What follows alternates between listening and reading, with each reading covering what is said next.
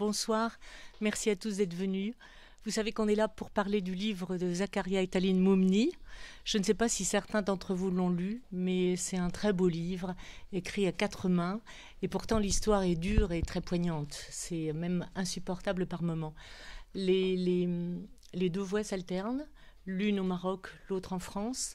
L'histoire est un peu compliquée. Vous allez voir qu'elle démarre en France, elle se poursuit au Maroc, et puis ensuite, c'est un dialogue entre Zaccaria qui est en prison et Taline qui reste en France et qui essaye d'obtenir sa libération. L'histoire, certains d'entre vous la connaissent et d'autres non. Donc je vais la résumer avant de leur passer la parole à l'un et à l'autre. En septembre 2010, Zaccaria, qui à l'époque vit en France alors qu'il est marocain et de naissance et de nationalité, et s'est installé en France où il a rencontré Taline, française d'origine arménienne ayant vécu au Liban et aux États-Unis. Donc c'est là où déjà il faut suivre, hein, c'est un tout petit peu compliqué. Zaccaria décide de retourner à Rabat voir ses parents qui habitent toujours là-bas. On est en septembre 2010 et à l'arrivée à Rabat, à l'aéroport, il se fait intercepter, conduit au centre d'interrogatoire de Témara, qui est l'un des centres d'interrogatoire les plus connus du Maroc, centre de torture malheureusement aussi, interrogé pendant 4 jours. Tout cela dans une ignorance totale de sa famille, de ce qu'il est devenu. Il est vraiment rapté. Ensuite, à l'issue d'un procès, d'un simulacre de procès, il est condamné à 36 mois de prison, incarcéré à la prison de Salé, puis à la prison de Romani, qui est au milieu de nowhere, au centre du Maroc. Et Taline, pendant ce temps-là, à partir de la France, mène une campagne médiatique très très intense pour essayer de le faire libérer. Ce qui va finir par arriver, tout ça en très résumé, en février 2012. Mais l'histoire n'est pas finie. Tous les deux rentrent en France à ce moment-là. Et là, ils doivent déjà se reconstruire tous les deux en tant que couple. Zaccaria se remettre des séquelles de la torture, parce qu'il en a subi et de costaud. Et Taline qui ne retrouve pas exactement l'homme qu'elle avait épousé 3 ans plus tôt. Ça, c'est l'aspect privé. Mais il y a aussi l'aspect politique et l'aspect judiciaire qu'ils vont vous raconter.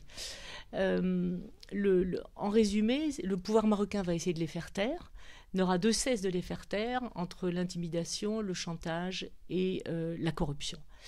2 personnages de l'entourage du roi Mohamed VI sont directement mis en cause par Zaccaria et Taline, et encore plus dans ce livre, c'est Mounir Majidi, le secrétaire particulier du roi, et Abdelatif Hamouchi, le patron des services secrets marocains. On va les intimider, on va les menacer, on va tenter de les acheter pour qu'ils cessent de dire à la presse ce qu'ils ont subi et la corruption qui règne au sein pas simplement du royaume, mais du régime. Et eux ne cèdent pas. Ce qu'ils réclament, c'est justice et reconnaissance publique de ce que Zaccaria a subi. Il y a 2 choses qui m'ont frappée dans ce livre. La première, c'est que ces 2 jeunes, ils ont 35 ans aujourd'hui, n'étaient pas du tout des militants ni des politiques. Je veux dire, Zaccaria était un sportif, pas du tout impliqué dans la politique, même ignorant. Et Taline, pas vraiment non plus du tout impliquée, et même elle-même ignorante quasiment du Maroc, n'en connaissant que très très peu depuis son mariage, c'est-à-dire depuis 1 an, 2 ans plus tôt. La deuxième chose qui me frappe aussi en lisant ce livre, c'est à quel point ils ont ignoré jusque, je dirais, 2014. Ils se sont toujours demandé, est-ce que le roi Mohamed VI est au courant de ce qui se passe dans le pays et sous ses ordres et avec ses propres sbires. Ça, c'est eux-mêmes qui vous donneront la réponse. Et dernière petite précision à vous apporter, c'est que je ne suis pas tout à fait neutre dans ce débat, puisque de 2000 à 2010, j'étais en charge des pays du Maghreb au monde et j'ai beaucoup écrit sur l'affaire Moumni. Et à partir de 2010, comme j'ai été expulsée de Tunisie par Ben Ali, j'ai quitté le Maghreb. Et je me souviens que l'un de mes soucis en passant sur les pays émergents, parce que j'ai donc changé de secteur, c'était l'affaire Moumni, parce que je m'étais promise de jamais les lâcher. Et à ma façon et d'autres façons, j'ai tenu parole quand même si nous avons été très très nombreux, Ignace Dahl notamment, et beaucoup des ONG de défense des droits de l'homme au Maroc et en France, qui ont été extraordinaires, aux États-Unis aussi. Donc, avant de revenir peut-être un petit peu par ordre chronologique, c'est-à-dire qu'est-ce qui vous a amené, Zacharia, à vous retrouver comme ça, incarcéré, qu'est-ce qui vous a valu les foudres du royaume? Je voudrais déjà vous poser une question à tous les deux. Pourquoi, 3 ans après, vous avez voulu écrire ce livre? Bonjour à tous. La première des choses, c'est pour raconter la vérité, pour raconter ce qui s'est passé et qu'est-ce qui se passe sous le règne de Mohamed VI. Et aussi pour laisser une trace pour l'histoire et surtout pour que tout le monde sache ce qui se passe vraiment sous le règne de Mohamed VI. Donc, je reviens à ma question initiale. Zacharia, expliquez-nous, pour ceux qui ne connaissent pas votre histoire, pourquoi vous vous êtes retrouvé comme ça, en contact déjà avec le Palais Royal, en contact même avec Mohamed VI. Qu'est-ce que vous réclamiez? Alors, tout d'abord, moi j'étais le premier Marocain, le premier Marocain champion du monde, tous sports confondus, sous le règne de Mohamed VI. J'étais le seul Marocain, le seul Arabe et le seul Africain qui a gagné ce titre mondial dans ce championnat du monde en 99 à Malte. Normalement, il y a un décret royal qui donne le droit à chaque sportif titré champion du monde d'avoir un poste de conseiller sportif. Ça, c'est un droit légitime, c'est un décret royal. Donc moi, j'ai demandé ce droit légitime qui est un simple droit. J'ai pas demandé quelque chose, j'ai demandé un simple droit. Mais vous l'avez demandé avec une obstination qui a provoqué leur courroux. Vous savez, moi j'ai cru à Mohamed VI, quand je regarde à la télé, je regarde ses discours, il dit qu'on est dans un pays de droit. Donc moi j'ai cru à ses discours et j'ai réclamé, j'ai demandé à ce qu'on me donne mon droit. Donc un jour, Mounir Majidi, le secrétaire du roi, le secrétaire particulier, vous reçoit. Et c'est là finalement que les choses tournent mal. D'abord, j'ai rencontré, et d'ailleurs je l'explique bien dans le livre, j'ai fait vraiment tout pour rencontrer le roi. Et j'ai réussi à le rencontrer à Rabat en 2006. Et je lui ai donné une lettre, je lui ai expliqué mon problème et tout. Je lui ai dit que je suis champion du monde marocain et que je veux me consacrer en plein temps à ce sport. Et je demande juste l'application de ce décret royal. Le lendemain matin, son secrétaire particulier, Mounir Majidi, il m'a appelé. C'était les ordres du roi. C'est le roi qui lui a ordonné de rentrer en contact avec moi. Du coup, il m'a invité au Palais Royal Rabat Ouarga. Mais la première des choses qu'il m'a dit de ce secrétaire, une fois que je suis arrivé au Palais Royal, il m'a dit tu sais, le premier Marocain qui a gagné une médaille, c'était une médaille d'argent aux Jeux Olympiques en 1960. Et ce sportif, il a vécu toute sa vie pauvre et il est mort pauvre. Moi, j'étais choqué. Et là, je lui ai répondu, je lui ai dit d'abord, premièrement, je ne suis pas pauvre. Deuxièmement, je ne mourrai pas pauvre. Et troisièmement, j'ai demandé, moi, un décret royal, un droit légitime au roi du Maroc. Et à ce moment-là, il m'a dit oui, non, mais bien sûr, Sa Majesté a donné ses ordres. Et de toute façon, il m'a chargé personnellement pour s'occuper de ton dossier. Et qu'il allait régler toute l'affaire dans la semaine à venir. Or, 1 semaine, 2, 3 semaines, personne ne m'a contacté. Et quand j'ai contacté le palais, on m'a fait comprendre que Mounir Majidi ne m'a jamais vu, il ne m'a jamais reçu et qu'il m'interdit dorénavant rappeler, sinon j'aurais des sérieux problèmes. Alors, on ne va pas pouvoir raconter tous les épisodes par le menu, en effet, le nombre de rencontres, de démarches, tout ce que vous pouvez faire. Il y a quand même un tournant, c'est septembre 2010, vous rentrez à Rabat alors que vous êtes reparti en France, et là, à la sortie de l'avion, qu'est-ce qui vous arrive ? Le problème, d'abord, il a commencé à Paris, il a commencé devant la résidence du roi, le château de Bay. En France.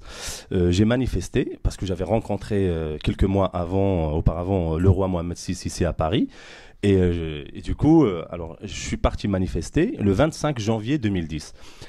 Et quelques heures plus tard, il y avait le secrétaire particulier du roi, Mounir Majidi, qui est venu, qui m'a menacé de mort devant tout le monde. Il m'a dit clairement, textuellement, « T'as de la chance d'être en France, si t'étais au Maroc, on t'aurait déjà fait la peau. » Donc, moi, j'ai pas pris ces menaces très au sérieux parce que je me suis dit, les années de plan, les années de Hassan II, c'est fini.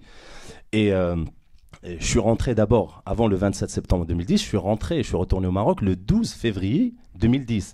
Et j'étais arrêté à l'aéroport de Casablanca pour motif atteinte à la sacralité, c'est-à-dire atteinte à la personne sacrée du roi. Et on m'a conduit dans un bureau, j'étais entouré par 5 agents de la DGST marocaine, les hommes de Hamouchi, d'Abdelatif Hamouchi, le directeur du contre-espionnage. Et on m'a posé pas mal de questions, pourquoi j'ai manifesté, pourquoi je parle de Majidi dans les médias. Et on m'a forcé à signer un document, un papier, comme quoi je ne manifesterai plus jamais devant la résidence du roi en France et je ne citerai plus jamais Mounir Majidi dans les médias. Sinon, j'y serai poursuivi pour motif atteinte à la sacralité. Après, on m'a laissé rentrer au Maroc et je retourne le 15 pour rentrer et retourner en France. On m'arrête de nouveau avec le même motif.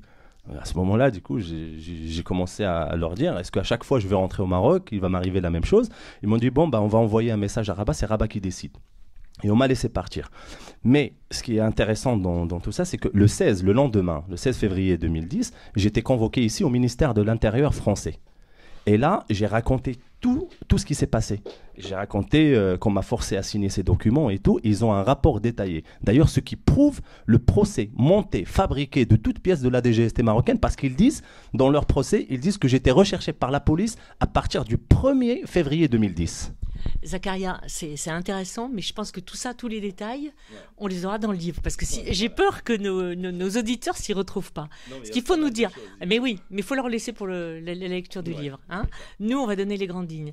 Le tournant essentiel, ce que je veux vous faire raconter vous-même, c'est la façon dont vous êtes arrêté, emmené à Témara et les tortures. Et là, il faut les dire parce qu'on a encore plein d'autres étapes à dire.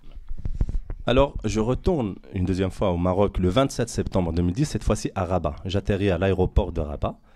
Et ils m'arrêtent, je présente mon passeport, ils me disent la même chose, atteinte à la sacralité, ils m'emmènent dans un bureau. Cette fois-ci, j'ai attendu, mais j'ai pu appeler ma famille qui m'attendait dehors. Je leur ai expliqué que je suis avec la police, que normalement ça va durer, je leur ai dit que ça va durer 1 heure. Je pensais que ça allait être comme la dernière fois. Et soudain, il y a 4 agents de la DGST marocaine en civil qui sont venus me voir. Ils ont confisqué mes téléphones, ils m'ont mis les menottes et on est retourné vers l'avion. Il y avait une voiture banalisée qui nous attendait sur le tarmac. C'était un 4x4 noir. Et une fois dans la voiture, on m'a bandé les yeux et on m'a allongé sur les genoux d'un des deux et on m'a recouvert d'une veste. C'était un kidnapping. Et à ce moment-là, j'ai pensé directement à l'affaire Mehdi Ben Barka. Je me suis dit, ça y est, je suis enlevé, je ne vais plus revoir ma famille, ma femme. Je me suis dit, ça y est, c'est fini.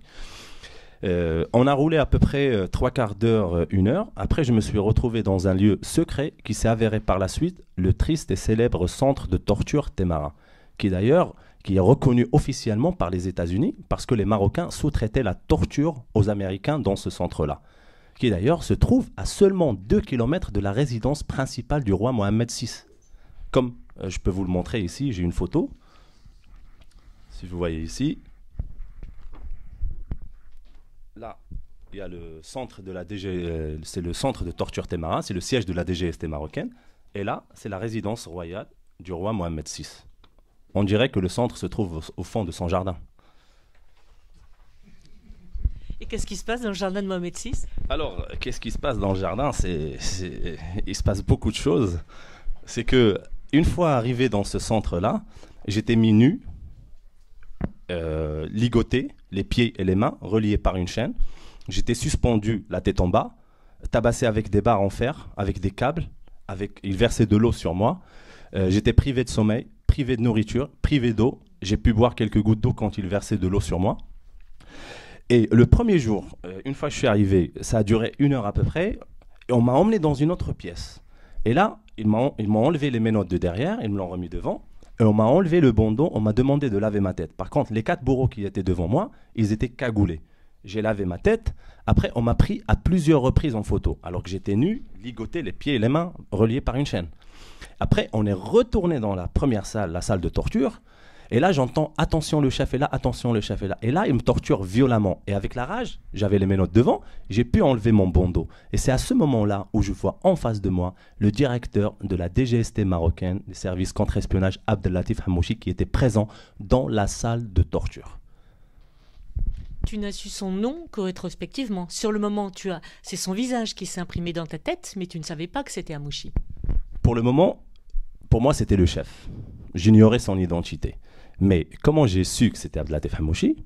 Quand j'étais en prison, Et là, il faut savoir qu'il y a une seule chaîne, la chaîne nationale, ou une bourre d'information du Marzan. Le Marzan, c'est les gens qui gouvernent dans l'ombre, c'est l'État dans l'État, c'est les gens qui gouvernent dans l'ombre. Et là, il y avait une cérémonie de la fête du trône. Et à ce moment-là, le roi avait décoré Hamouchi. Et quand j'ai vu déjà Hamouchi, j'ai dit, c'était le chef. Et à ce moment-là, ils ont dit, Monsieur Abdellatif Hamouchi, le directeur de la DGST marocaine. Et comme ça passe en boucle, bah, j'ai pu le voir et le revoir et le revoir jusqu'à ce que je l'ai gravé bien. Tes tortures ont duré 4 jours. Et c'est étonnant, mais tu oublies même de dire que tu as été torturé à l'électricité aussi. Alors, j'étais suspendu, j'étais tabassé, j'étais électrocuté et j'étais menacé sans cesse. Il me dirait que ici, c'était l'abattoir de Sa Majesté, qui vont me découper, faire de moi de la viande hachée et que je sortirai dans des boîtes de conserve. Et que je vais beau remuer ciel et terre, je ne sortirai pas d'ici vivant. Il me disait aussi que eux ne dépendent ni du ministère de l'Intérieur, ni du ministère de la Justice, que eux travaillent directement avec le roi et que ça, c'était les ordres du roi. Et que ça va m'apprendre d'aller manifester devant la résidence du roi ou de citer Mounir Majidi dans les médias. Et au bout d'un moment, je tombais de la fatigue parce qu'on m'a mis sur une chaise et il me demandait de raconter ma vie. Il me demande, raconte-nous ta vie depuis la naissance jusqu'à aujourd'hui. Et je commence à raconter. Et quand j'arrive au passage où je dis que j'ai rencontré le roi et que j'étais reçu dans le palais royal, là, je suis suspendu la tête en bas, je suis tabassé, électrocuté violemment. Et ils me disent, ce chapitre-là, il faut que tu le rayes de ta mémoire, il faut que tu le supprimes. Et après, ça continue. Et quand je raconte ma vie, j'arrive au passage du roi, hop, et je le raconte pas. Donc, ils étaient en train de me torturer pour oublier ma rencontre avec le roi et ma rencontre avec Mounir Majidi. Pendant ce temps-là, Taline, toi, à Paris, tu n'avais aucune nouvelle. Bonsoir, d'abord. Donc, oui, alors effectivement, le 27 septembre, donc on s'est quitté normalement. Enfin, j'avais pas d'appréhension particulière à part le fait qu'il allait prendre l'avion et que j'ai un peu peur quand on voyage en avion, mais voilà, pas d'appréhension particulière. Et puis en quelques heures, en fait, tout a basculé de manière assez brutale. Et en fait, rapidement, j'ai compris qu'ils allaient lui faire du mal. Je ne savais pas du tout qui appeler, je savais pas du tout vers qui me tourner. Donc ce que j'ai fait machinalement, c'est d'appeler l'aéroport à Rabat pour leur demander si ce vol était bien arrivé à destination. J'ai pas réussi à avoir de réponse claire et on m'a dit qu'il n'y avait aucun passager au nom de Zakaria Moumni. J'ai appelé l'aéroport d'Orly où on me dit que le vol s'est déroulé sans problème et que tous les passagers sont arrivés sains et saufs. J'appelle le poste de police de l'aéroport de Rabat. Donc au bout de 2-3 tentatives, on me raccroche carrément au nez. Enfin, je me suis dit bon, je me suis dit c'est un mauvais rêve. Je vais me réveiller. Enfin, et donc ensuite s'en est suivi 4 jours atroces, horribles. Je sais même pas comment j'ai fait pour tenir le coup. Enfin, ma mère est venue et j'ai une de mes meilleures amies qui est venue, mais j'étais tellement perdue, je savais pas par où commencer.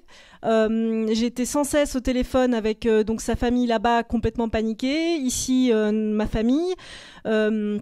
La seule chose que j'ai faite, qui m'a par la suite quand même aidée, réconfortée, c'est d'appeler un des journalistes qui avait écrit un article sur Zakaria quelques mois avant, qui m'a conseillé le nom d'un avocat, Maître Abderrahim Jamaï, un avocat qui est très réputé au Maroc pour son combat pour la défense des droits de l'homme, qui a tout de suite pris l'affaire de Zakaria en main et qui m'a dit on va essayer de le retrouver. Enfin déjà au départ, c'était juste de savoir où est-ce qu'il était, puisqu'il avait complètement disparu dans la nature. Et savoir s'il était toujours vivant. Enfin, c'était quand même 2 questions. On était quand même sur une question de vie ou de mort. Et puis il y a eu ce coup de fil donc le jeudi soir. Donc lundi, mardi, mercredi, jeudi. Jeudi, il m'appelle donc là où il se trouvait. Il me dit je suis en prison. Je sais pas ce que j'ai fait. On m'a fait du mal, mais t'inquiète pas. J'ai fait voilà, d'accord.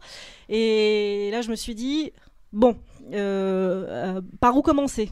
Est-ce que j'y vais ? Est-ce que je vais là-bas ? Mais alors on m'a déconseillé d'y aller. Et puis petit à petit, des associations marocaines de défense des droits de l'homme, comme la MDH, qui avait déjà sorti un communiqué au lendemain de sa disparition. Enfin, des militants ou des journalistes ont pu me dire tu seras beaucoup plus efficace en restant à Paris et en essayant d'alerter d'abord les ONG, enfin voilà, que d'aller là-bas sur place, tu seras pas du tout, tu seras pas efficace quoi.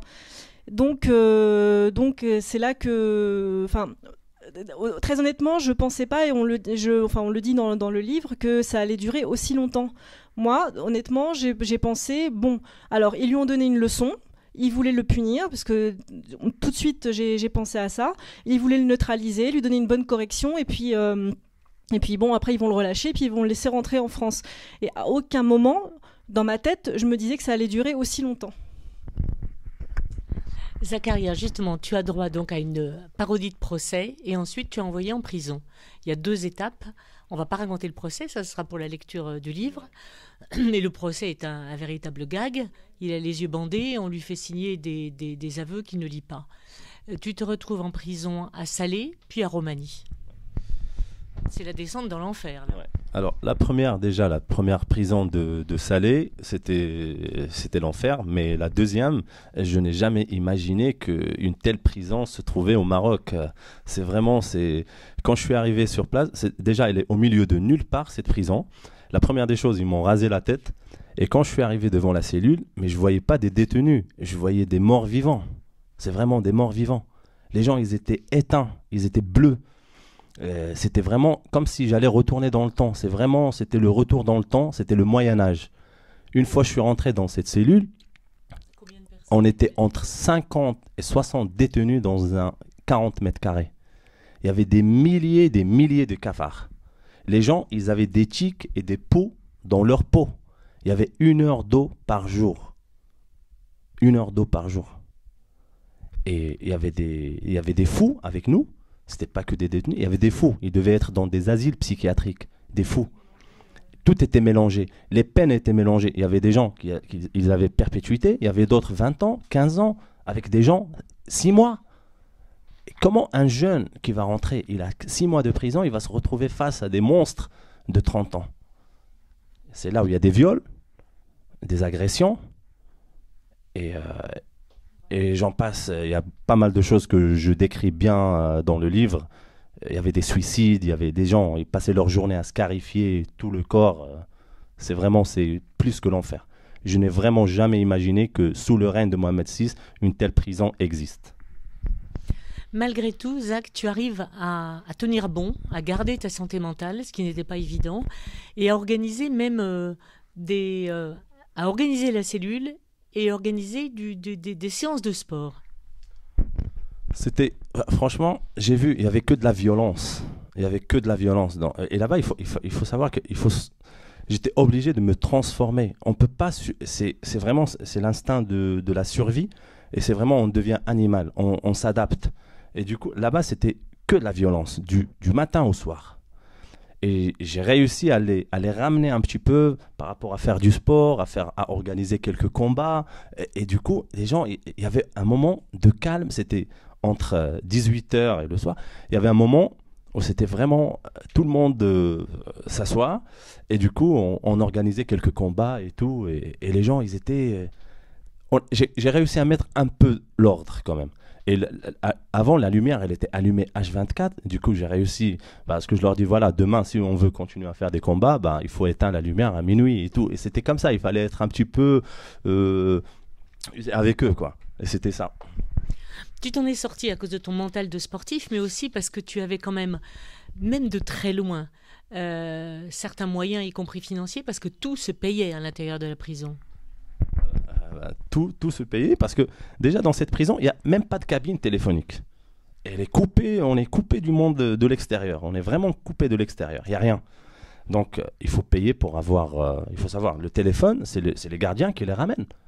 Moi, j'ai payé des gardiens qui m'ont ramené le téléphone, m'ont ramené le chargeur. Et c'est comme ça. Mais c'est pas tu payes juste une fois le téléphone. Tu payes le téléphone pour l'acheter et tu payes pour le garder tous les semaines. Sinon, ils vont rentrer te le prendre. C'est ça, tout est interdit. Il faut savoir que même un oreiller, c'est interdit. Et là-bas, les couettes, il n'y a pas de... C'est des couvertures, c'est des petites couvertures, et tu mets une dizaine pour faire un lit. C'est ça le lit. Et l'oreiller, il faut payer pour l'avoir. Et il faut continuer à payer pour le garder. Ne stresse qu'un petit bol en plastique, il faut payer pour l'avoir. Et tout est interdit. Tout est interdit. Et là, tu vas passer combien de temps à Roumanie ? Je suis resté dans cette prison 8 mois. 8 mois, mais vraiment, aujourd'hui, quand j'y pense, je dis comment j'ai fait pour pouvoir gérer ces gens-là, et surtout entre 50 et 60 personnes, plus les gardiens, plus c'est vraiment... je peux citer juste un truc, j'ai vu les gardiens, pour montrer qu'il y a un trafic même dans l'être humain. C'est-à-dire, ils peuvent, et là je l'explique bien dans le bouquin, c'est que il y a des gens dans des cellules, ils peuvent payer les gardiens, ils peuvent ramener un petit jeune pour qu'il reste dans la cellule pour que les autres abusent de lui. Il peut rester 1 semaine, 2 semaines. S'il y a d'autres qui vont payer plus cher, ils vont le prendre, ils vont le transférer dans l'autre cellule. Et c'est comme ça. Pour l'argent. Les gardiens, ils touchent de l'argent pour garder ça et ils sont en train d'abuser de ces gens-là. Taline, pendant ce temps-là à Paris, toi, tu mènes le combat pour faire entendre l'histoire de Zach, et tu envoies quelque chose comme 6000 mails. Tu réveilles tout le monde et finalement tu obtiens les plus grands journaux et les chaînes de télévision, et tout le monde s'y met après. Vas-y, raconte. Oui, donc ça a été un combat assez, quotidien en fait, et assez compliqué à gérer avec mon travail, ma vie. Si tant est qu'il m'en restait une, mais je devais un peu tout gérer. Et effectivement, ça a été d'abord d'obtenir des rapports des différentes associations de défense des droits de l'homme internationales. Donc, à chaque rapport publié, pour moi, c'était une victoire. Donc, Human Rights Watch, Amnesty International, qui ont tout de suite publié des rapports en 2010 et en 2011. Et puis, effectivement, j'étais un peu en fait la voix de Zach qui pouvait pas s'exprimer du fin fond de sa prison, donc j'avais cette immense responsabilité d'alerter les médias sur son histoire, et puis de pouvoir la raconter de manière claire, parce que c'était pas forcément évident de dire que au Maroc, à 2 heures d'avion, il y a encore de la torture et qu'on est au XXIe siècle sous le règne de Mohamed VI. Donc ça n'a pas été forcément évident tout de suite, mais par la suite, oui, ça s'est enchaîné très vite. Et effectivement, chaque article publié dans Le Monde ou dans d'autres presses, c'était à chaque fois véritablement une victoire. Et en contrepartie, la chose que je craignais à chaque fois, et je l'explique aussi dans le livre, c'est que c'était toujours assorti d'une crainte qu'on lui fasse payer en fait, lui, à l'intérieur de la prison, et puisqu'il était toujours entre leurs mains, ce que moi je faisais ici à Paris. Donc c'était très compliqué de gérer mentalement, en fait, de se dire que finalement, d'accord, je fais des choses ici, mais au final, s'ils veulent vraiment le neutraliser, le faire disparaître une bonne fois pour toutes, ce sera toujours très simple pour eux là-bas. Donc Zakaria va rester... va passer de Salé donc à Roumanie, puis de Roumanie, il repasse à Salé. Là, il y a encore plusieurs procédures judiciaires, des 2 pauvres Gus qu'on fait témoigner. Tu veux dire un mot un peu de ces pauvres Gus ? Parce que c'est aussi ta demande de réhabilitation, c'est que on cesse de dire le motif officiel pour lequel Zakaria Moumni a été interné au Maroc, c'est qu'il avait escroqué 2 pauvres malheureux. D'ailleurs, déjà, ils avaient dit qu'ils ont choisi 2 prénoms et 2 adresses, parce que mon avocat avait envoyé même un huissier de justice à ces adresses.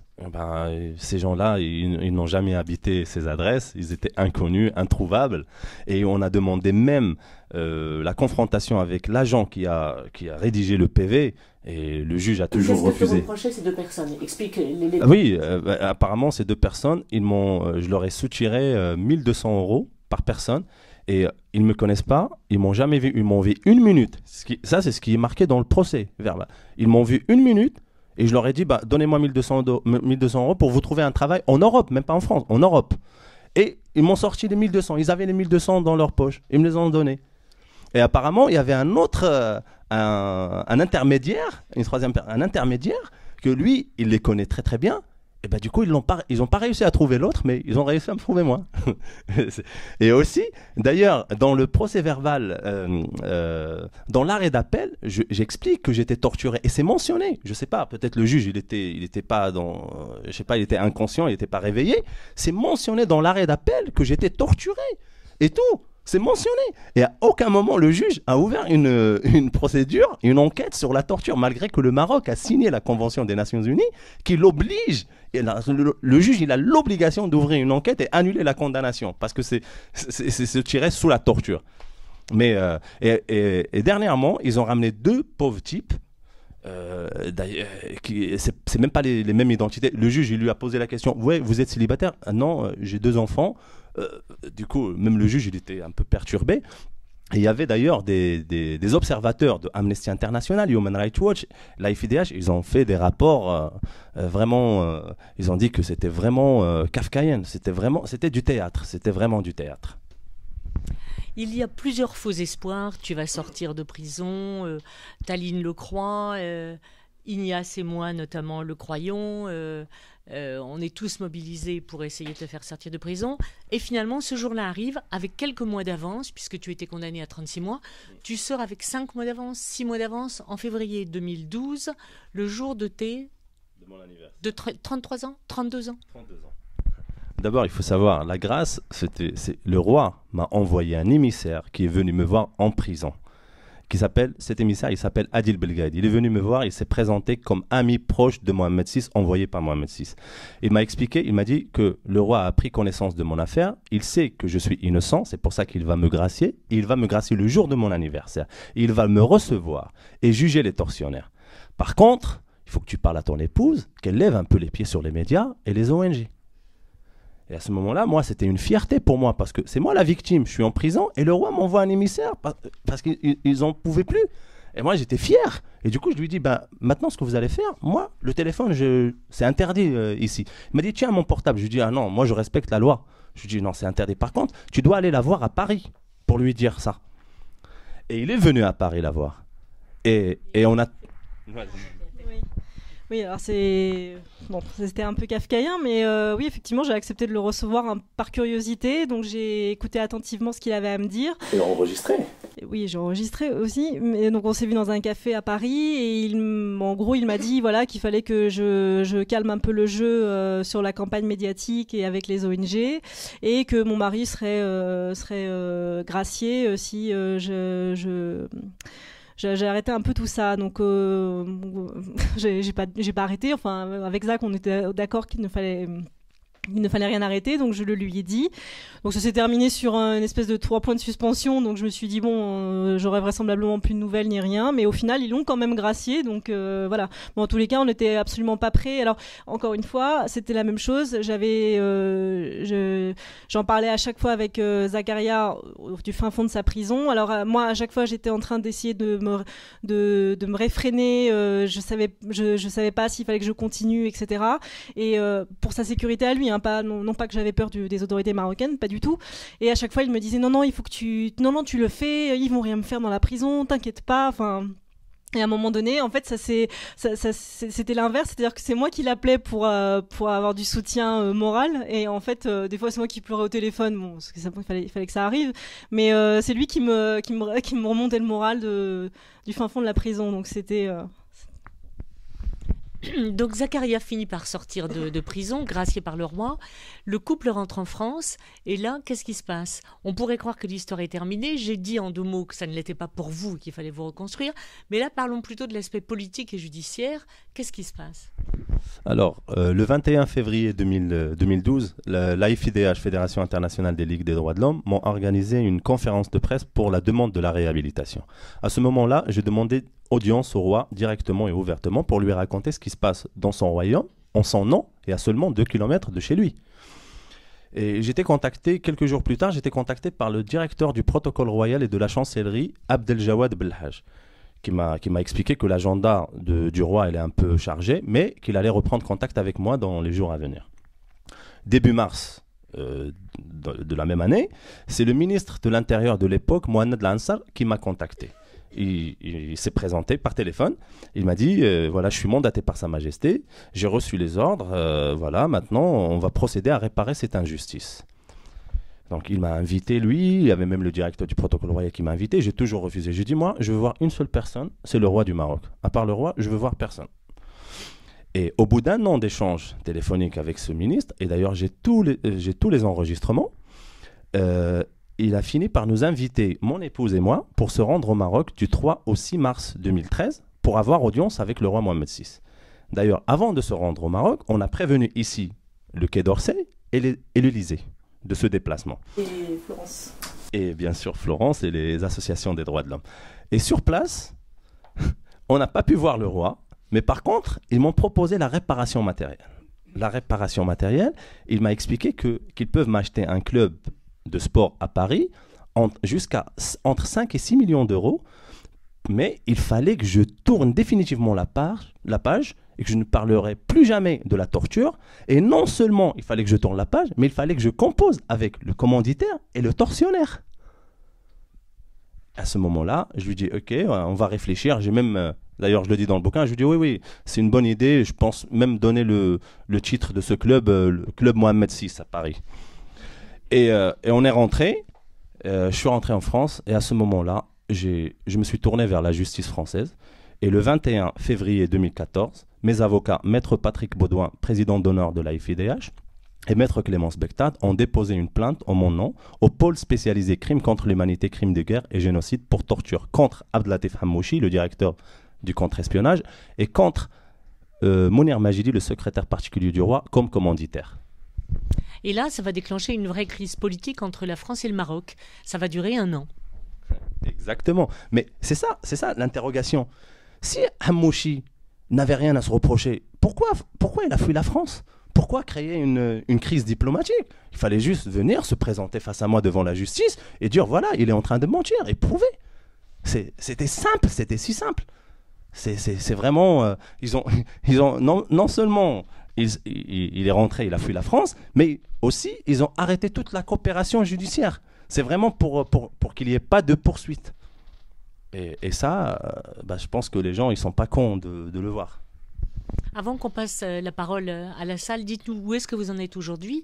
La procédure judiciaire est en cours. Vous, du côté professionnel, qu'est-ce que vous faites?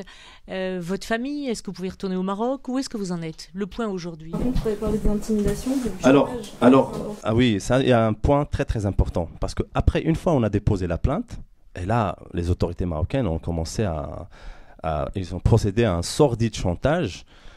Ils ont commencé à vouloir me faire chanter avec des photomontages à caractère pornographique, photos tirées d'une séquence vidéo prise à notre insu, mon épouse et moi, quand on était au Maroc, quand on a séjourné au Maroc du 3 au 6 mars pour avoir l'audience avec le roi. Et après, il y avait même une personne qui est venue jusqu'en bas de chez moi, elle a sonné, elle m'a dit clairement, il m'a parlé en arabe, en marocain, il m'a dit, est-ce que tu as compris le message? Si tu ne retires pas tes plaintes contre Majidi et Hammouchi, on va rendre public les vidéos. Ils ont pensé qu'ils peuvent m'intimider avec des photomontages à caractère pornographique. Mais moi, j'étais torturé nu. J'ai pas honte de moi. C'est vraiment, c'est pour voir. Ces méthodes-là ne sont pas dignes d'un pays où le souverain est commandeur des croyants. C'est des méthodes de voyous, c'est des méthodes de mafieux, c'est des méthodes de Ben Ali. Et donc, aujourd'hui, c'est la vérité. Les photomontages, oui. Oui, les photomontages. Attendez, on parle des photos et des menaces. Je vais vous montrer là. Parce que, non, pas les photos. Là, je fais encore. Il y a une personne de l'entourage royal qui continue à me menacer. D'ailleurs, il fait l'objet d'une plainte aussi. Qui continue à me menacer sur Facebook et tout. Il m'envoie des messages, comme vous voyez. Tu as pris le mauvais chemin, tu risques gros, petit con, je vais te massacrer. Je vais te massacrer, tu nous condamnes de torture, alors là, tu verras bien à quoi ça ressemble, petit salopard. Et là, va te soigner, au lieu d'essayer d'approcher les hauts placés, tu attaques 2 personnes qui ne te feront que du bien, attends-toi à un joli coup très prochainement. Et cette personne-là, elle est le président fondateur chez Association des admirateurs de Sa Majesté le roi Mohamed VI. C'est une fonction, hein. Et aussi, il s'affiche avec le prince le cousin germain du roi Mohammed VI, le prince Ismaël. Donc il pense qu'il est intouchable, il me menace de massacre et tout. C'est un pauvre gars, pour moi. Et donc, il y a de l'acharnement judiciaire, il y a une campagne de diffamation. Il faut savoir que même pour le livre, ils avaient le culot de dire que le livre de Tallinn et Zakaria Momni, écrit par Catherine Gracier. Il faut le faire. Et d'ailleurs, ils font l'objet d'une plainte, le site proche du Majidi, et ils font l'objet d'une plainte, on a déposé, moi et l'édition Kalma Lévy, on a déposé plainte contre eux pour diffamation. Et ça, qui nous a aidés. Et d'ailleurs, la personne qui nous a aidé à écrire, à mettre en forme ce livre, c'est une journaliste de Télérama, elle s'appelle Veronika Zarakovic. D'ailleurs, je tiens à la remercier. Gracier n'a pas pu réagir à ça, parce que j'imagine elle est au courant, Catherine Gracier, qu'on dit que c'était non. Je ne sais pas. Non, je ne sais pas. Je crois qu'en ce moment, elle fait profil bas. Oui, c'est ça, à cause de la... Ouais. Et du coup, alors, ça, c'était les intimidations, les menaces et tout. Et que le Royaume du Maroc a porté plainte. Ah oui, après l'acharnement judiciaire, il faut savoir que le Royaume du Maroc a porté plainte contre moi pour diffamation et il s'est constitué partie civile. Le Royaume du Maroc se constitue partie civile face à moi. Et toute la plainte, sincèrement, elle est diffamatoire. J'attends le procès avec impatience. Mais vraiment, je suis content. Enfin, ils disent le prétendu champion du monde. Mais j'ai tous mes diplômes. J'ai mon diplôme de champion du monde. J'ai le classement mondial. Mais c'est ça qu'il faut. Ouais. Mais franchement, j'attends avec impatience. Et là, je leur passe le message. Il faut qu'ils soient à l'heure, là, le jour du procès. Parce que je les attends avec impatience. Moi, je ne me cache pas. Moi, depuis que j'ai déposé mes plaintes, je suis là en France. Je suis là. Et je les demande à chaque fois. J'ai demandé qu'ils viennent m'affronter devant la justice. C'est eux qui se cachent derrière. Ah oui, ils parlent dans leur presse, la presse marzanienne et tout. Et voilà, je les attends. Est-ce que tu as retrouvé du travail ? Moi maintenant, là je prépare pour le championnat du monde d'ailleurs, je tiens à le dire, parce que depuis que je suis devenu français, j'ai renoncé à la nationalité marocaine, mais j'ai pas renoncé à mes origines. Non, je suis français d'origine marocaine. J'ai renoncé à cette nationalité et j'ai déchiré d'ailleurs dernièrement le passeport marocain parce que je ne veux pas être lié à un pays qui torture ses propres citoyens et qui ne peut pas leur garantir la sécurité. Et je le fais... C'est en solidarité avec les autres victimes de torture. Moi, je suis marocain, je suis né dans ce pays, j'aime les Marocains, mais je n'aime pas le Marzan. Je n'aime pas les gens qui torturent les citoyens. Ces gens-là, je ne peux pas les aimer. Et c'est pour ça que j'ai déchiré ce passeport. Quelles vont être leurs réactions au livre ? Ils ont déjà commencé à réagir ou pas ? Les autorités marocaines ? La première des choses, ils ont commencé à dire qu'il était écrit par madame. Voilà. Et après, là, pour l'instant, rien. Je pense qu'ils n'ont aucun contre-argument. Là, vraiment, il faut qu'ils fassent profil bas parce que là, ils se sont dévoilés. Là. Ils se sont vraiment dévoilés. C'est-à-dire qu'il y a eu 3 ans d'intimidation et en fait, tu sors un pavé dans la mare. Non seulement... Tu mets par écrit tout ce que tu avais dit, mais tu vas encore plus loin. Et en disant que tu exiges une reconnaissance officielle de ce qui t'est arrivé et une réhabilitation et des excuses. Et pas d'argent. Exactement. D'abord, la première des choses, il faut savoir que le roi du Maroc a admis qu'il y a de la torture dans son pays. La dernière visite de Madame Navi Pillay, haut commissaire des Nations Unies aux droits de l'homme, avait déclaré, elle a dit clairement... le roi du Maroc, le roi Mohammed VI, m'a informé qu'il ne tolérerait pas la torture, bien qu'il ne peut pas exclure qu'il existe des cas isolés. Moi, après, j'ai envoyé toutes les preuves matérielles au roi Mohammed VI. Je lui ai envoyé les enregistrements téléphoniques avec Adil Bilgate, son émissaire qui s'est présenté ami proche du roi, les enregistrements téléphoniques avec le ministre de l'Intérieur de l'époque, Mohamed Ansar, les enregistrements téléphoniques avec Hamid Chennouri, directeur central des renseignements généraux, qui parlent tous au nom du roi. J'ai même en ma possession un enregistrement avec le directeur du protocole royal et de la chancellerie, dans lequel on entend clairement qu'il me confirme qu'il a bien transmis ma lettre au roi. Vous voulez quoi de plus ? La décision de justice, elle demande aux autorités marocaines de poursuivre Abdelatif Hamouchi. Les autres preuves matérielles, je les ai envoyées au roi. Aujourd'hui, pour nous, il est inconcevable que le roi Mohammed VI reste silencieux sur cette affaire, surtout avec toutes les preuves matérielles qu'il a entre les mains. Tallinn, tu voulais dire encore quelque chose ? Non, c'est exactement ça. Pour appuyer ce que dit Zacharia, c'est qu'en fait, nous, depuis le premier jour, on ne dit que la vérité, la simple vérité. On s'appuie sur des faits. Et aujourd'hui, le pouvoir marocain n'a absolument rien à opposer à ce que l'on dit. Et ils sont obligés d'utiliser des méthodes de voyous, comme l'a dit Zach, et des méthodes mafieuses, parce qu'ils n'ont absolument rien entre les mains à nous opposer. Donc aujourd'hui, effectivement, comme le dit Zacharia, on ne peut pas, le roi du Maroc ne peut pas rester silencieux sur cette affaire.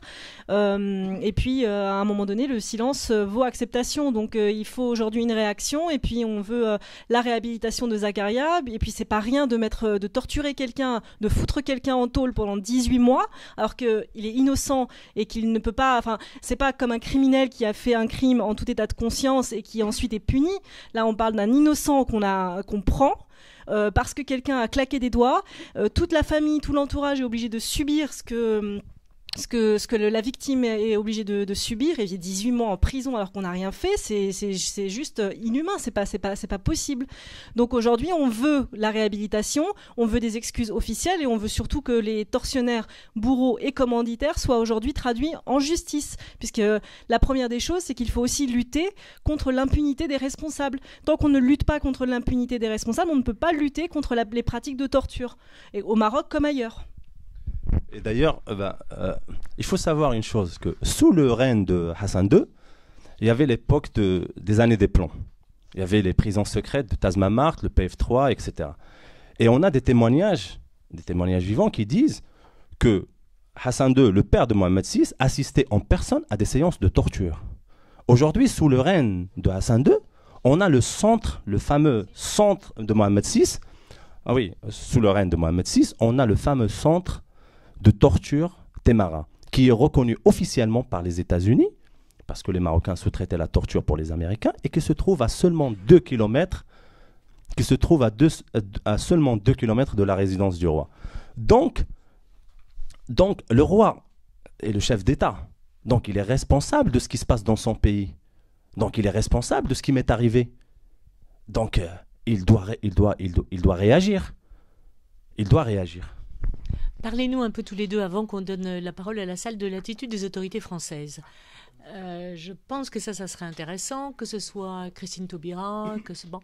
Et aussi, je voudrais que tu nous dises le petit épisode de ton emploi dans un grand palace parisien et la façon dont tu en as été licencié. Alors... En fait, le problème à l'origine, c'est que Zacharia, au moment des faits, était un citoyen marocain. Il n'avait pas encore la nationalité française. Donc, il est neutralisé, je ne vais pas dire le terme arrêté, neutralisé sur le sol marocain et enlevé, oui. Donc, forcément, j'ai bien sûr sollicité l'aide des autorités françaises, ce qui n'était pas... qui concrètement, diplomatiquement parlant, n'avait pas vraiment de champ d'action, mais j'ai quand même eu beaucoup de soutien de personnalités politiques, autant que des personnalités de la société civile ou des médias ou des ONG. Et je citerai Vincent Payon, puisque... à l'époque, il était chargé d'un groupe de coopération franco-marocaine au Parlement européen, qui m'a soutenu. Et puis d'autres personnalités politiques de différents bords politiques. Et effectivement, depuis donc la libération et depuis que Zacharia a porté plainte pour torture en France, on a effectivement, on a confiance dans la justice française, puisque contrairement à la justice marocaine, elle est indépendante. Donc on avance et on attend avec beaucoup de confiance et de, je dirais pas de sérénité, mais voilà. Si tu veux. Et Amouchi, qui aurait dû recevoir une Légion d'honneur ou une décoration, finalement ne l'a pas reçu. Bah non, il ne l'a pas reçu, tout simplement. C'était prévu, explique que c'était prévu. Oui, c'était prévu, mais moi, c'était notre ministre de l'Intérieur, M. Cazeneuve, il l'avait annoncé au mois de février. Mais à ce moment-là, il n'y avait pas encore une dénonciation officielle. Donc, pour moi, je parle pas pour les autres, pour moi, je peux dire que à ce moment-là, il n'y avait pas une dénonciation officielle, l'enquête, elle était toujours en cours, mais il n'était pas encore, il n'y avait rien, on peut jouer sur le calendrier. Donc après, une fois il y avait une dénonciation officielle et tout, de poursuivre, ils disent qu'il faut le poursuivre pour des faits de torture. À ce moment-là, je pense que le gouvernement a fait marche arrière un petit peu, et on l'a vu. Ben voilà, il l'a reculé. Et donc, d'ailleurs, parce que dans les sites marocains et tout, ils ont commencé à faire la fête et tout, à dire oui, il va être reçu le 14 juillet, il va être décoré en France. Après, il n'y avait rien. Ils ont commencé à dire, ben non, maintenant c'est Monsieur le Président qui va venir en personne le décorer. Et voilà, et ça parle. L'épisode du Fouquet, pour ne pas dire son oui, nom. Ouais. Alors, l'épisode du Fouquet, donc j'avais décroché un poste de responsable de sécurité. Et à ce moment-là, c'était mon deuxième mois, avant la fin de contrat de période d'essai. Et du coup, l'avant-dernier jour, le directeur de l'hôtel, il m'a convoqué et tout. Il m'a dit, écoutez, voilà, franchement, je suis très satisfait de votre travail et tout, mais par contre, il y a un petit problème. Je lui ai dit, lequel? Il m'a dit, c'est politique. Et là, à ce moment-là, et là, il m'explique, il me dit voilà qu'il a reçu un appel de l'ambassade, il a reçu des appels de l'ambassade du Maroc, et comme quoi l'hôtel, voilà, il accueille pas mal des princesses, les princes et tout. Et il m'a dit que Majidi, et c'est un client de l'hôtel, et que voilà, que votre problème avec Majidi et tout, voilà, on peut pas vous garder et tout. Donc les Marocains, ils me suivent jusqu'ici, jusqu'à dans mon travail, dans tout, quoi, dans tout. Mais il faut qu'ils sachent une seule chose, c'est que franchement, il n'y a rien qui m'arrêtera jusqu'à ce qu'on me rende justice. Ça, j'ai un message à passer au roi, mais je vais lui passer un message directement. S'il vous est impossible de rendre justice aux victimes de torture et faire face aux marzan, c'est-à-dire les gens du pouvoir dans l'ombre, pour faire juger ces tortionnaires et les commanditaires, il vaut mieux rejoindre le peuple et faire la révolution contre le marzan, avant qu'il soit trop tard. Il nous reste un quart d'heure, 20 minutes pour des questions avec la salle. Alain, c'est bien ça ce que tu prévois? Qui a des questions à poser à Zakaria ou à Taline? Et vous avez un deuxième micro? Alors, qui d'abord? Savoir où vous en êtes avec la justice française, quoi, avec les magistrats de lésion et tout ça, quoi. Où est-ce que vous en êtes avec ça? Parce que... Comme j'ai expliqué, la justice française, après une enquête, après plus d'1 an et demi d'enquête, la justice il y a une conclusion, c'est-à-dire que ils ont conclu qu'il y a suffisamment d'éléments et de preuves pour poursuivre Abdelatif Hamouchi en justice pour fait de torture. Et du coup, ils ont envoyé une dénonciation le 27 mars dernier. Ils ont envoyé une dénonciation officielle aux autorités marocaines pour poursuivre Abdelatif Hamouchi en justice. Voilà. Du coup, ça pourrait aboutir quand? Quand est-ce qu'il y aura un procès?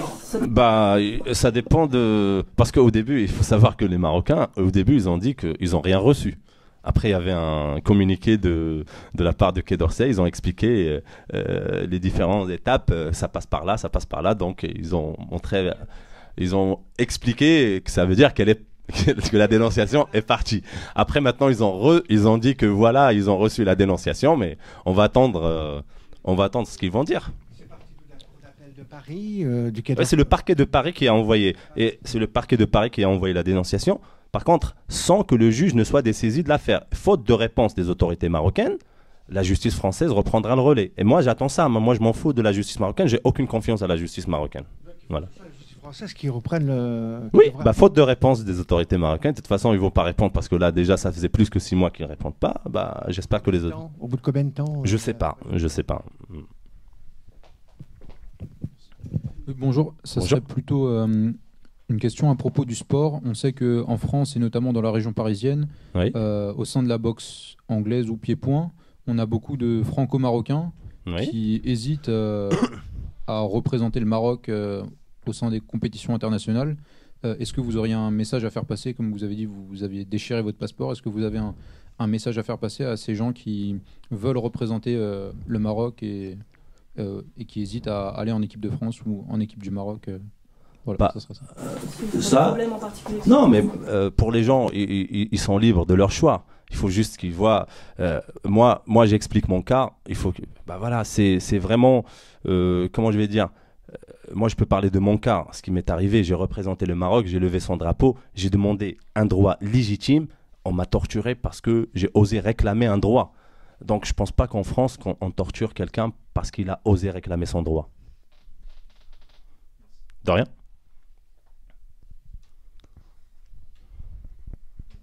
Moi, j'aurais une question à Ignace Dalle, qui connaît le Maroc depuis bien plus longtemps que moi. Finalement, en matière de liberté, de droits de l'homme, de torture, qu'est-ce qui a changé entre le règne de Mohamed VI et celui de Hassan II?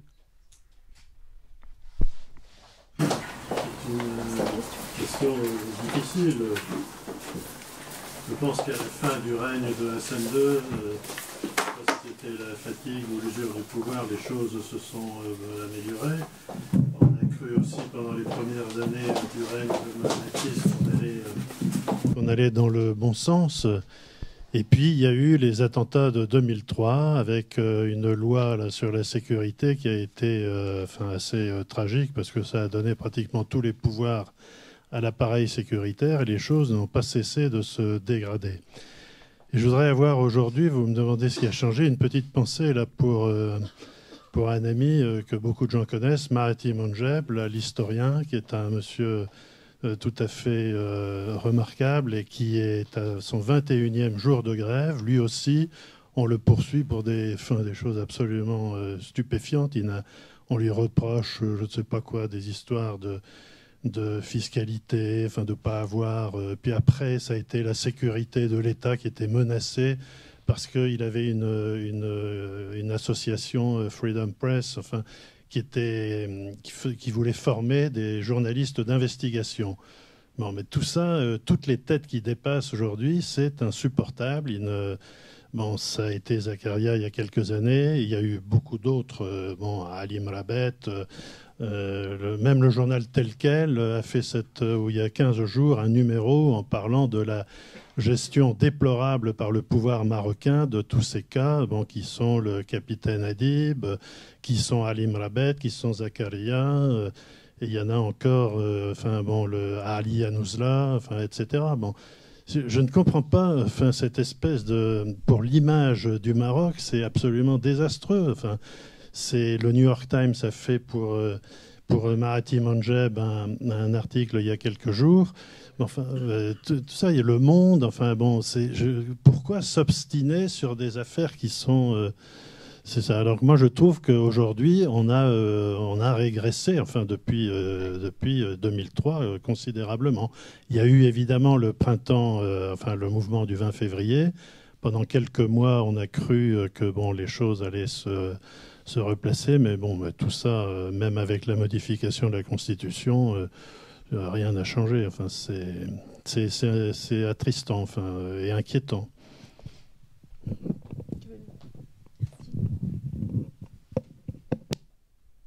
Qui d'autre a encore des questions?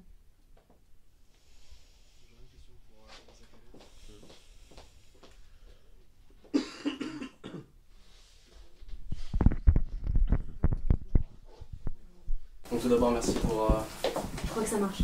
Merci pour votre témoignage. Merci. Et c'est une question un peu personnelle, mais si c'était à refaire, si on était en 2010, oui. Et est-ce que vous redemanderiez le titre de conseiller sportif ou pas du tout? Oui, je le demande. Parce que pour moi, c'est un droit. Et il faut savoir, je ne l'ai pas demandé pour l'argent. Ce droit-là, c'est un droit légitime. Je l'ai demandé pour le principe. Même si c'était un dirham symbolique, je l'aurais demandé. C'est par principe. Oui. De rien. Et moi, j'ai d'autres questions encore. Quels sont tes projets de travail là maintenant? Je sais que tu es suivi au Centre Primo Levi. Vous savez tous ce que c'est le Centre Primo Levi. C'est pour les sorties de la torture, les ex-victimes de la torture. Est-ce que tu es capable de retravailler aujourd'hui ou c'est encore trop difficile?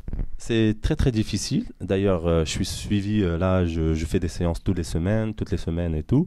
Et ça m'aide beaucoup. Franchement, je tiens à féliciter les gens qui gèrent ce centre Primo Levi, ainsi que tous les médecins et les psychiatriques là-bas, parce qu'ils font un travail remarquable. J'ai pu rencontrer d'autres victimes de torture de d'autres pays et vraiment ça m'aide beaucoup aujourd'hui Mais là, j'ai repris ce que je sais faire de mieux. J'ai repris, je commence à donner des cours de coaching parce que je peux pas travailler, je peux pas avoir un patron, je ne peux pas maintenant.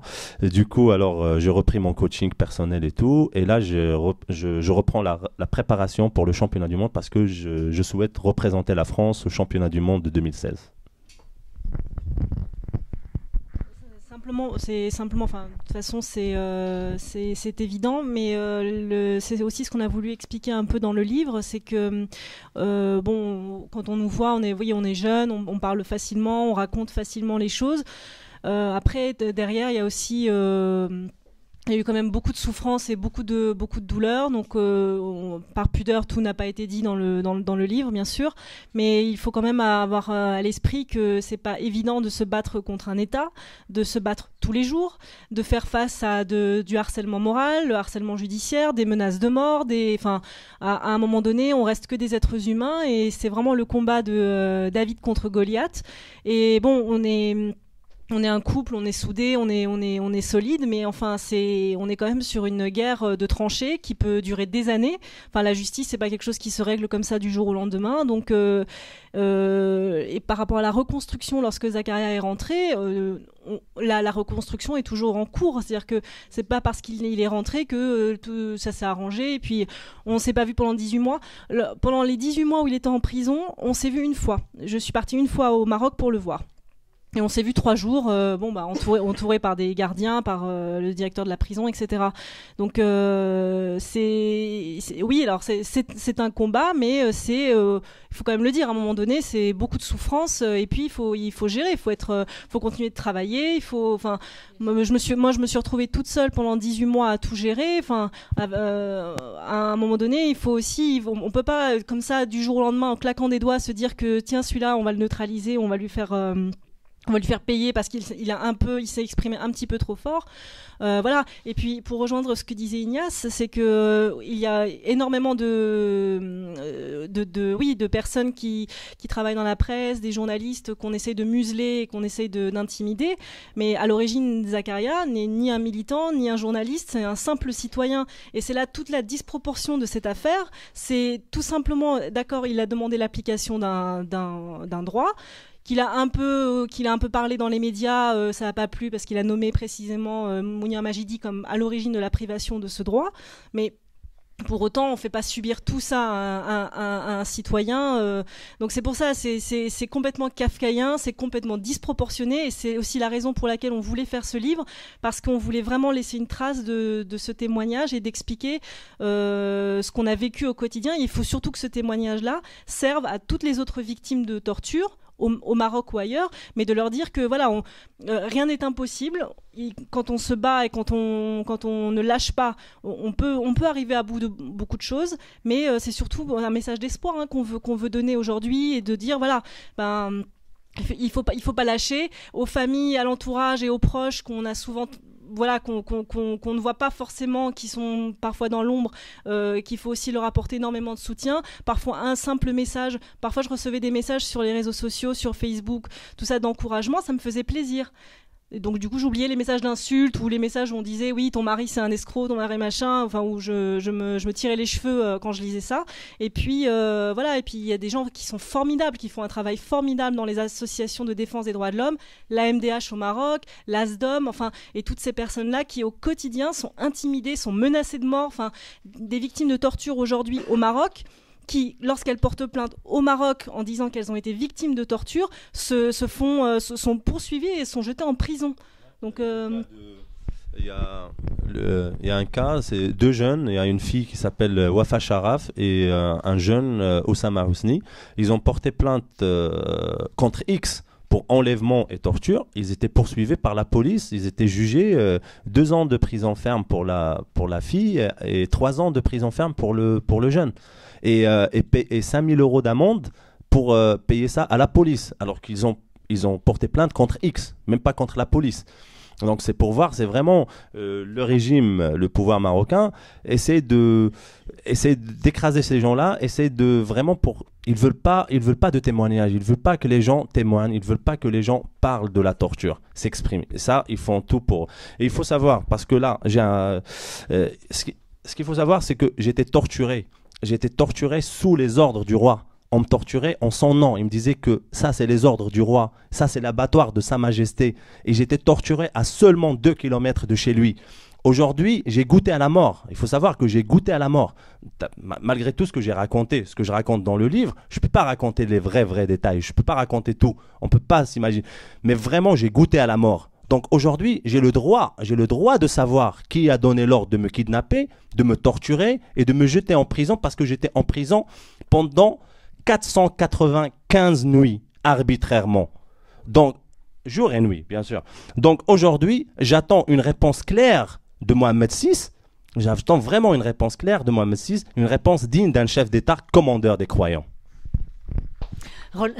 Roland Quérol, vous connaissez bien le Maroc et je crois que vous voulez bien dire quelque chose. Non, je voulais dire 2 choses. La première, c'est bravo pour le livre. C'est un livre fort et digne. Vraiment, c'est un livre formidable. Je connais bien votre combat depuis longtemps, à l'un et à l'autre.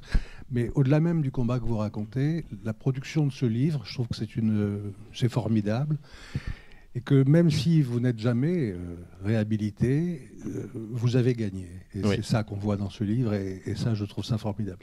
La deuxième chose que je voulais dire, c'est qu'il y a une chose qui n'a pas changé avec le passage de Hassan II à Mohamed VI, c'est que c'est la chape de plomb qui continue à s'exercer sur les élites marocaines. Moi, quand j'ai commencé un espèce de petit tour pour essayer de voir ce qu'on pourrait essayer de faire, j'ai commencé par aller voir des gens qui sont des gens importants, des gens dans le pouvoir, dans le Marzen ou pas loin.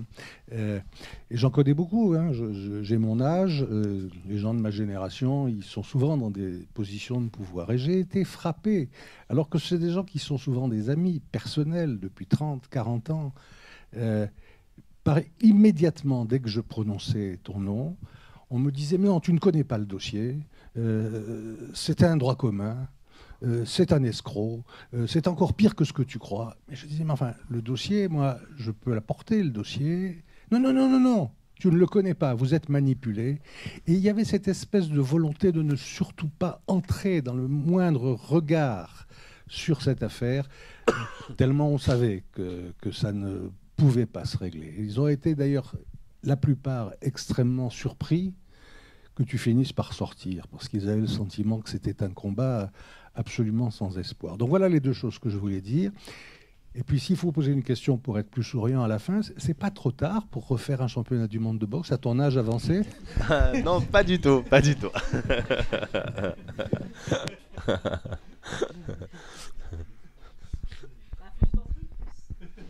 S'il n'y a pas d'autres questions, peut-être que c'est l'heure de terminer. Alors j'ai une petite question. Vous dites que vous demandez la simple application d'un droit qui vous est reconnu, qui est inscrit dans la loi marocaine. Ouais. Mais du coup, sur le contenu de ce droit, qu'est-ce que vous en pensez? Comment ça, sur le contenu, c'est-à-dire qui dit que tout champion du monde au Maroc peut prétendre à un poste de conseiller. Qu'est-ce que vous pensez de ce droit? Je pense que, parce que ce droit, il faut savoir, pour les sportifs, leur métier, c'est en France, par exemple, un sportif, il s'entraîne le matin, l'après-midi, il a des sponsors, il a pas mal de choses. Au Maroc, ça n'existe pas. Donc, il y a une fédération royale, et donc, pour les champions du monde, ils ont ce poste de conseiller sportif pour pouvoir se consacrer en plein temps à ce sport. Donc, c'est vraiment un poste où on peut, pour pouvoir continuer à représenter le Maroc, à représenter le pays, pour pouvoir faire d'autres championnats. Et travailler, en fait, c'est un poste qui permet de... Ouais. En gros, c'est de pouvoir partager ses compétences professionnelles d'athlète et former d'autres athlètes. Donc, c'est pas une. Alors, au départ, on a pu entendre oui, c'est pour avoir un salaire, c'est pour avoir une rente, etc. Non, c'est un poste de conseiller sportif ou d'entraîneur ou de, je sais pas, de coach. Et puis, c'est pas quelque chose qui qui est exceptionnel. C'est-à-dire que des sportifs avant Zakaria l'obtiennent, des sportifs encore aujourd'hui l'obtiennent. Donc, c'est vraiment c'est une pratique très courante, quoi. C'est ni une faveur. Alors pourquoi cette fois ça a bloqué? Oui, mais aussi une autre chose. Si, par exemple, parce que j'aimerais bien répondre à ces gens-là qui disent « Oui, mais non, mais c'est pour avoir un salaire et tout ». Mais dans ce cas-là, pourquoi le roi, il accorde pourquoi il fait ce décret? Bah, il fallait l'enlever. Pourquoi? Donc, ils disent « On a un décret royal. » C'est pas à moi de venir me dire « Oui, bah, Zakaria Moumni, il voulait le salaire. » Non, il faut aller voir le roi. Dites-lui bah, « Pourquoi vous faites un décret comme ça ?» Pas à moi. Mais pourquoi pour toi ça n'a pas marché? Elle a raison de poser la question. Bah, pourquoi pour moi ça n'a pas marché alors que ça a marché pour d'autres personnes avant moi et même après moi? Parce que moi j'ai prononcé le mot droit. Je veux mes droits. Là-bas, il ne faut pas parler de droit parce que les Marocains ne sont pas des citoyens sur place. Ce sont des sujets du roi. Là-bas, il faut lécher les babouches, s'agenouiller et là on peut avoir. Mais quand on arrive digne, on se serre la main et on se regarde face, on dit je veux juste l'application d'un décret et je lui pose la copie. Non, ça marche pas comme ça. Là, on te torture et on t'enlève et on te séquestre. Alors, c'est une question d'attitude finalement. C'est exactement ça. En fait, à l'origine, tout le problème vient d'un problème de personnel, d'un heurt personnel suite à l'entrevue entre Zakaria et ce personnage Mounir Majidi. Et effectivement, tout vient de la forme et non du fond. Et Zakaria n'a jamais manqué de respect ni envers donc ce personnage, il faut quand même voir un jeune de 25-26 ans qui se retrouve dans le bureau du secrétaire particulier du roi Mohamed VI. Il a jamais manqué de respect. Par la suite, il a jamais parlé en négatif du royaume du Maroc ou du roi ou peu importe. Je raconte les faits. Voilà, donc c'est vraiment une histoire de vengeance personnelle, de heurts personnel, et c'est encore une fois pour montrer toute la disproportion, parce qu'en gros, ta tête me revient pas, tu m'as un peu embêté, et en plus tu parles de moi dans les médias après, parce que après 2006, il a osé exprimer l'injustice dont il était victime et a désigné Majidi sur Al Jazeera Sport notamment, et ça n'a pas plu, et ça ne part que de là. Voilà. Ouais, non mais c'est ça, et surtout que je vois des gens, et ça c'est des gens du Marzan qui commencent à critiquer, à dire ah non mais ils voulaient un salaire, mais ils n'ont pas vu le budget du roi qui dépasse les 240 millions d'euros par an. S'il n'y a pas d'autres questions dans la salle, moi j'en ai une dernière. Oui. Bonsoir Zakaria. Oui, bonsoir. Est-ce que vous pensez que vous avez peut-être trop insisté pour avoir le poste Mais il faut insister, Et quand on a un droit, il faut insister. Maintenant, vous n'êtes plus marocain. Comment? Vous n'êtes plus marocain maintenant, c'est fini. Ah mais moi je demande plus le poste là depuis des années. Je veux pas ce poste, je veux la réhabilitation. Je veux que mes tortionnaires soient traduits devant la justice pour que de tels actes ne se reproduisent plus.